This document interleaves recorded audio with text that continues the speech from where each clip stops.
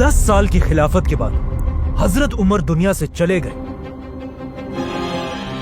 لیکن ان کے وفات کے صرف 3 دن بعد حضرت عثمان مسلمانوں کے نئے خلیفہ بنے، جو ایک بڑے صحابی ہونے کے ساتھ ساتھ دنیا کے سب سے امیر لوگوں میں سے بھی تھے، جس کے بعد حضرت عثمان 12 سال تک مسلمانوں کے خلیفہ رہے، جس میں انہوں نے مسلمانوں کو ایک قرآن پر یونائٹ کیا، اسلام کی پہلی کرنسی بنائی، مکہ اور مدینہ کی مسجدوں کو ایکسٹینڈ کی، جو آج تک جاری ہے۔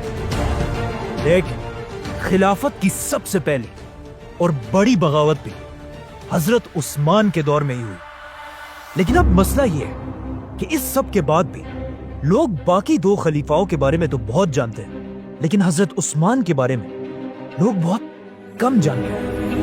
حالانکہ حضرت عثمان کی سٹوری بہت ہی انسپائرنگ ہے، کیونکہ حضرت عثمان خلیفہ بننے سے بہت سال پہلے مکہ کے کسی عام گھر میں نہیں، بلکہ مکہ کے سب سے رچ خاندان بنو امیہ میں پیدا ہوئے، اور ان کے والد عفان کا مکہ میں کپڑوں کا بہت بڑا بزنس تھا، جو مکہ سے باہر روم اور یمن تک پھیلا ہوا تھا۔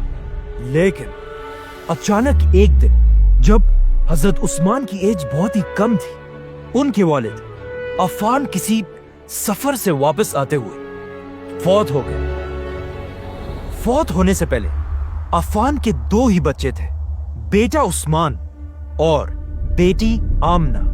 اسلام سے پہلے عرب کا سسٹم یہ تھا کہ باپ کے مرتے ہی سارا کا سارا مال اس کے بیٹے کی طرف جاتا تھا اور بیٹیوں کو کچھ نہیں ملتا تھا۔ اسی لیے آف کورس عفان کا پورا بزنس اور سارا مال بہت ہی کم ایج میں حضرت عثمان کو ملا، جس کی وجہ سے بہت ہی کم ایج میں حضرت عثمان مکہ کے سب سے امیر لوگوں میں سے ایک بنے۔ اسی لیے مکہ کے سارے جوان لڑکے حضرت عثمان کو ایک رول ماڈل کی طرح دیکھتے تھے۔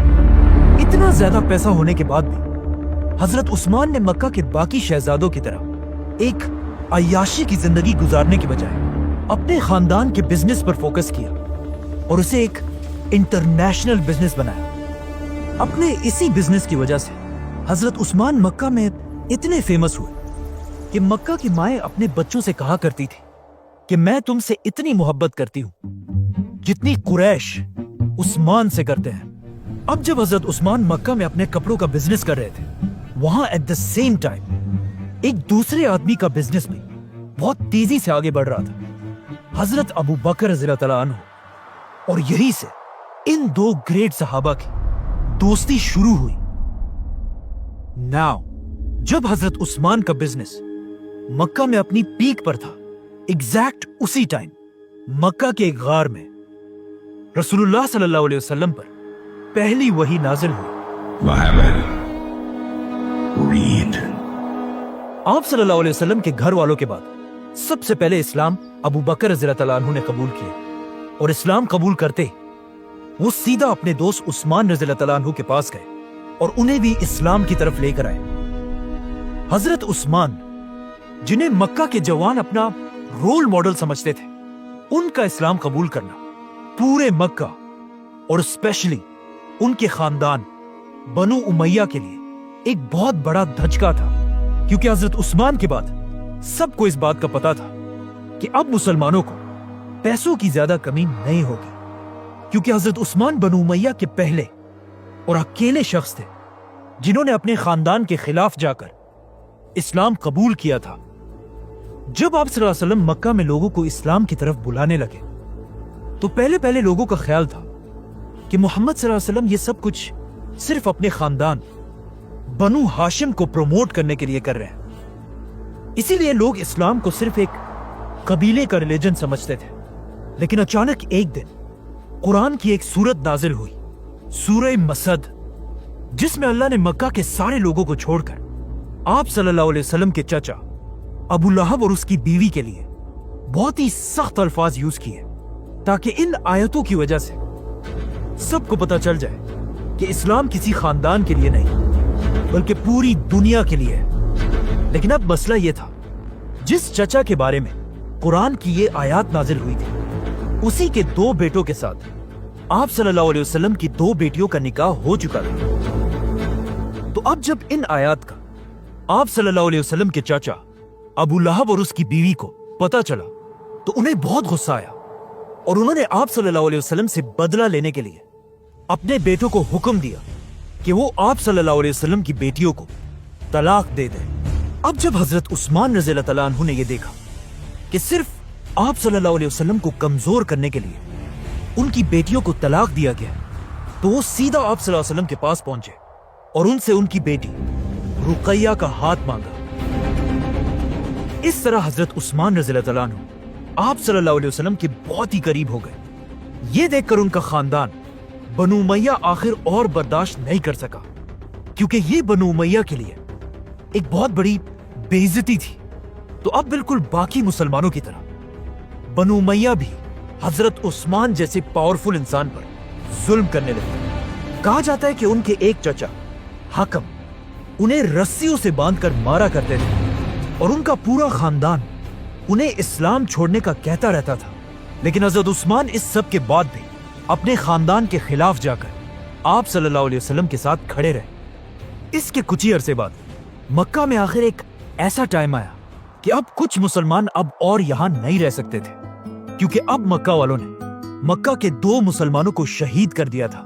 तो रसूलुल्लाह सल्लल्लाहु अलैहि वसल्लम ने इन मुसलमानों को हुक्म दिया कि वो अरब को छोड़कर हबशा की तरफ हिजरत करें, जहां एक नेक बादशाह उनकी जरूर मदद करेगा।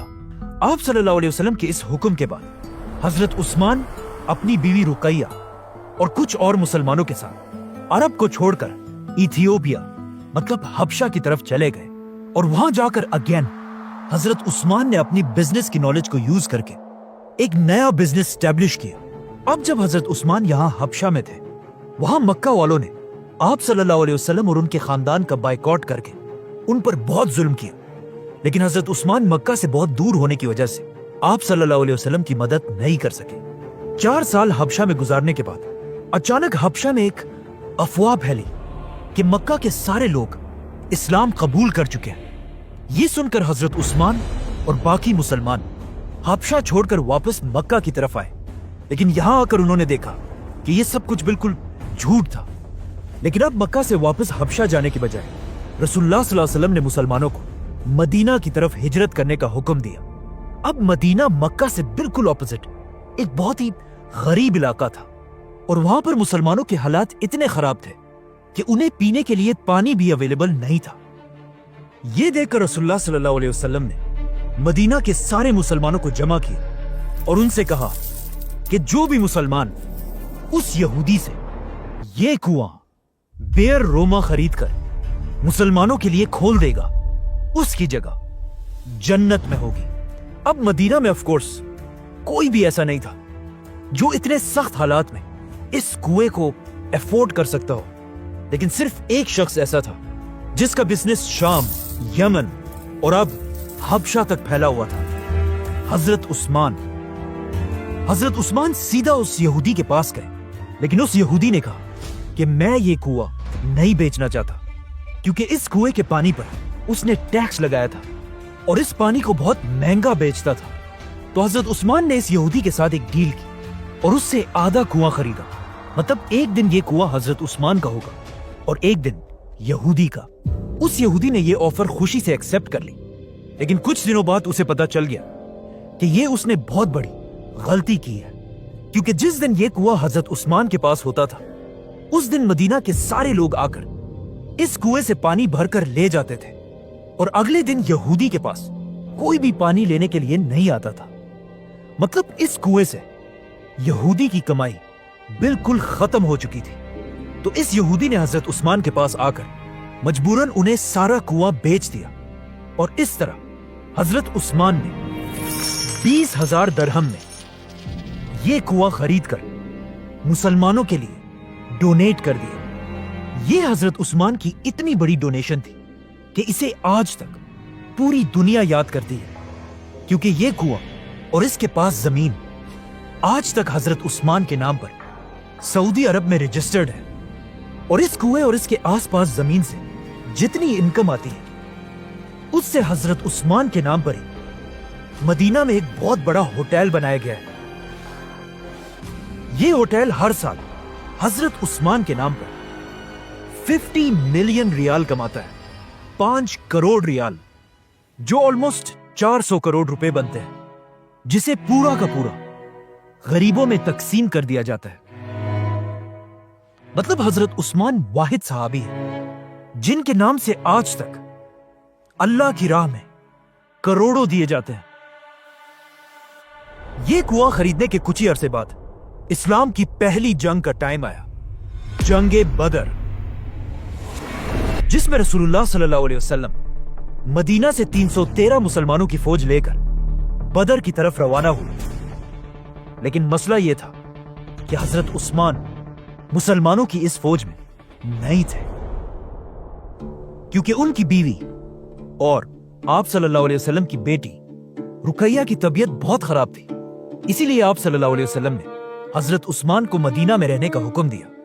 لیکن اب جب آپ صلی اللہ علیہ وسلم اور مسلمان جنگ بدر لڑنے میں بزی تھے, وہاں ان کی بیٹی رقیہ کی طبیعت بہت خراب ہوئی اور وہ اس دنیا سے چلی گئی. جب رسول اللہ صلی اللہ علیہ وسلم جنگ بدر جیت کر واپس مدینہ پہنچے تو مسلمان بہت خوش تھے اور جنگ جیتنے کا جشن منا رہے تھے. لیکن اسی وقت آپ صلی اللہ علیہ وسلم کو ان کی بیٹی رقیہ کی موت کی خبر دی گئی, جس پر آپ صلی اللہ علیہ وسلم کو اس جیت کے دن بھی بہت دکھ ہوا. رقیہ رضی اللہ تعالی عنہا کی موت کے بعد مدینہ کے لوگوں نے دیکھا کہ حضرت عثمان بہت ہی دکھی اور پریشان رہنے لگے, اور جب ان سے پوچھا گیا تو انہوں نے بتایا کہ رقیہ کی موت کا دکھ تو مجھے ہے ہی, لیکن مجھے اس بات کا بھی غم ہے کہ ان کے جانے کے بعد میرا رشتہ رسول اللہ صلی اللہ علیہ وسلم کے ساتھ ٹوٹ چکا ہے. یہ سن کر آپ صلی اللہ علیہ وسلم نے اپنی دوسری بیٹی ام کلثوم کی شادی بھی حضرت عثمان سے کرائی, جس کے بعد حضرت عثمان کا نام ذو النورین پڑا, مطلب 2 نوروں والا. بدر کی جنگ ایسا ایک ہی ایونٹ تھا جس میں حضرت عثمان مسلمانوں کے ساتھ شامل نہیں تھے, کیونکہ بدر کے بعد حضرت عثمان اسلام کی ہر بڑی جنگ, احد اور خندق جیسی بڑی جنگوں میں شامل تھے. اور اس کے بعد آیا حضرت عثمان کی زندگی کا سب سے امپورٹنٹ ایونٹ کہ جب خندق کی جنگ کے بعد مسلمان مدینہ سے عمرہ کرنے کے لیے مکہ کی طرف روانہ ہوئے. جیسے ہی مسلمان مکہ کے قریب پہنچے, رسول اللہ صلی اللہ علیہ وسلم نے حضرت عمر کو حکم دیا کہ جاؤ اور مکہ کے لیڈر ابو سفیان سے بات کرو کہ ہم کسی جنگ کے لیے نہیں بلکہ صرف اور صرف عمرہ کرنے کے لیے آئے ہیں. یہ سن کر حضرت عمر نے آپ صلی اللہ علیہ وسلم سے کہا کہ میرا خاندان مکہ میں اتنا سٹرونگ نہیں ہے کہ وہ میری حفاظت کر سکے, آپ میری جگہ عثمان رضی اللہ تعالیٰ عنہ کو بھیجیں, کیونکہ ان کا خاندان بنو امیہ ہے جن سے اس وقت مکہ میں کوئی بھی طاقتور نہیں ہے. آپ صلی اللہ علیہ وسلم کو بھی یہ بات پسند آئی اور انہوں نے حضرت عمر کو چھوڑ کر اس اتنی امپورٹنٹ ڈیل کے لیے حضرت عثمان کو بھیجا. اب جب حضرت عثمان مکہ کی طرف چلے گئے تو لوگوں نے یہاں آپ صلی اللہ علیہ وسلم سے پوچھا کہ کیا ایسا ہو سکتا ہے حضرت عثمان سب سے پہلے جا کر کعبہ کا طواف کر کے واپس آ جائے؟ تو رسول اللہ صلی اللہ علیہ وسلم نے کہا کہ جتنا میں عثمان کو جانتا ہوں وہ مجھ سے پہلے کبھی بھی طواف نہیں کرے گا. جیسے ہی حضرت عثمان مکہ پہنچے, وہاں ایگزیکٹلی ایسا ہی ہوا. مکہ والوں نے حضرت عثمان سے کہا کہ آپ باقی مسلمانوں کو چھوڑیں, آپ بڑے خاندان سے ہیں اور خود کعبہ کا طواف کر کے واپس چلے جائیں. لیکن حضرت عثمان نے انہیں کہا کہ میں کبھی بھی آپ صلی اللہ علیہ وسلم سے پہلے طواف نہیں کروں گا. اب مکہ والے مسلمانوں کو بس تکلیف دینے کے لیے حضرت عثمان کے ساتھ اس ڈیل کو ڈیلے کرنے لگے, جس کی وجہ سے حضرت عثمان کئی دن تک مکہ میں ہی رہے. اچانک وہاں مسلمانوں کے کیمپ یہ افواہ پھیلی کہ مکہ والوں نے رسول اللہ صلی اللہ علیہ وسلم کے میسنجر عثمان کو شہید کر دیا ہے, اور یہ آپ صلی اللہ علیہ وسلم کی ایسی توہین تھی جسے ایکسپٹ کرنا امپاسبل تھا. اب تک مسلمان کسی جنگ کے لیے تو نہیں آئے تھے, لیکن مکہ والوں کی اس حرکت کے بعد آپ صلی اللہ علیہ وسلم نے اپنی اسٹریٹجی بدل دی اور مسلمانوں سے ایک درخت کے نیچے بیعت لینا شروع کی کہ ہم اپنے خون کے آخری قطرے تک حضرت عثمان کے بدلے کے لیے مکہ والوں سے لڑیں گے. جس کے بعد سارے مسلمانوں نے آ کر رسول اللہ صلی اللہ علیہ وسلم کے ہاتھ پر بیعت کی اور حضرت عثمان رضی اللہ تعالیٰ عنہ کی طرف سے آپ صلی اللہ علیہ وسلم نے ایک ہاتھ دوسرے ہاتھ پر رکھ کر ان کی طرف سے بھی بیعت کی. مطلب مسلمانوں کی پوری فوج حضرت عثمان کے لیے اپنی جان دینے کے لیے تیار تھے. لیکن یہ جنگ کبھی ہوئی نہیں کیونکہ یہ ایک جھوٹی افواہ تھی اور حضرت عثمان بالکل صحیح سلامت واپس آ کر مسلمانوں کے ساتھ شامل ہوئے. اس بیعت کو بیعت الرضوان کہا جاتا ہے اور یہ اتنی امپورٹنٹ بیعت تھی کہ جس درخت کے نیچے مسلمانوں نے بیعت کی تھی اس درخت کا ذکر قرآن میں بھی ہوا ہے. اب یہاں پر ایک بہت ہی انٹرسٹنگ بات ہے کہ اس سب سے بہت سال بعد حضرت عمر کی خلافت میں جب بھی مسلمان حج کرنے آتے تھے وہ اس درخت کے پاس جا کر بھی حاضری لگاتے تھے، جو ایک ایسا کام تھا جس کا اسلام میں کوئی ذکر نہیں. اور حضرت عمر نہیں چاہتے تھے کہ مسلمان اسلام میں نئے نئے رواج بنائے، تو حضرت عمر نے اپنی خلافت میں حکم دیا کہ اس درخت کو کاٹ دیا جائے. اسی لیے آج تک کسی کو نہیں پتا کہ وہ درخت آخر کہاں پر تھا. اس کے بعد حضرت عثمان کی مدینہ میں اتنی اہمیت تھی کہ ایک دن رسول اللہ صلی اللہ علیہ وسلم کسی چھوٹی جنگ پر مدینہ سے کہیں دور چلے گئے اور جانے سے پہلے انہوں نے اپنی جگہ مدینہ کا لیڈر حضرت عثمان کو بنایا. اس کے بعد اسلام کے ہر ایونٹ میں حضرت عثمان آپ صلی اللہ علیہ وسلم کے قریبی ساتھی رہے. خیبر، فتح مکہ، حنین، ان ساری جنگوں کے بعد آخر ایک ایسی جنگ آئی جس کی وجہ سے آج تک حضرت عثمان کو یاد کیا جاتا ہے. اسی طرح اسلام پورے عرب میں پھیل گیا اور اب مسلمانوں کی جنگ سیدھا اس وقت کی سپر پاور رومن ایمپائر سے ہونے لگی. لیکن رومن ایمپائر سے لڑنا کوئی آسان کام نہیں تھا. اس کے لیے مسلمانوں کو بہت زیادہ مال اور طاقت کی ضرورت تھی. تو آپ صلی اللہ علیہ وسلم نے جنگ تبوک کے لیے مسلمانوں کی 30,000 کی فوج جمع کی. تو اب 30,000 کی فوج کو مینج کرنا ایک بہت ہی مشکل کام تھا. اسی لیے رسول اللہ صلی اللہ علیہ وسلم نے پوری مسلمان امت سے اپیل کی کہ جس سے جتنا ہو سکے اس فوج کی مدد کے لیے خرچ کرے، اور جو بھی اس فوج کی اپنے مال سے مدد کرے گا اس کے بدلے میں اسے جنت ملے گی. یہ سن کر حضرت ابو بکر نے اپنے گھر کا سارا سامان لا کر ڈونیٹ کر دیا. حضرت عمر نے اپنے گھر کا آدھا سامان، مسلمان عورتوں نے اپنے زیور، اور ایون ایک غریب صحابی ایسے بھی تھے جنہوں نے کچھ کھجور لا کر آپ صلی اللہ علیہ وسلم کے سامنے پیش کی، جس سے آف کورس مسلمانوں کی فوج کو فائدہ تو ہوا. لیکن اصل میں اس پوری فوج کے پیچھے سب سے زیادہ فنڈنگ صرف ایک ہی صحابی کی تھی، حضرت عثمان. جب مسلمان ہر طرف سے تبوک کی جنگ کے لیے جمع ہونے لگے تو حضرت عثمان نے ان کے لیے سب سے پہلے 1,000 اونٹ، 70 گھوڑے، 10,000 گولڈ کوئنز، 70,000 سلور کوئنز، یہ سب مسلمانوں کی فوج کو ڈونیٹ کر دیے، جس کا اگر آج حساب لگایا جائے تو یہ بلینز آف روپیز بنتے ہیں. رسول اللہ صلی اللہ علیہ وسلم نے ان سکوں کو اپنے ہاتھ میں پکڑ کر کہا، آج کے بعد عثمان جو بھی کرے اسے کوئی نقصان نہیں ہوگا. حضرت عثمان اور باقی مسلمانوں کی مدد سے مسلمانوں کی فوج مدینہ سے رومن ایمپائر کی طرف روانہ ہوئی. لیکن یہ فوج اتنی بڑی تھی کہ صرف اس کے کھانے پینے کا خرچہ بھی بہت بڑا تھا، اور کچھ ہی دنوں بعد اس فوج کے کھانے پینے کا سامان ختم ہونے لگا اور لوگ رسول اللہ صلی اللہ علیہ وسلم کی طرف مدد کے لیے دیکھنے لگے.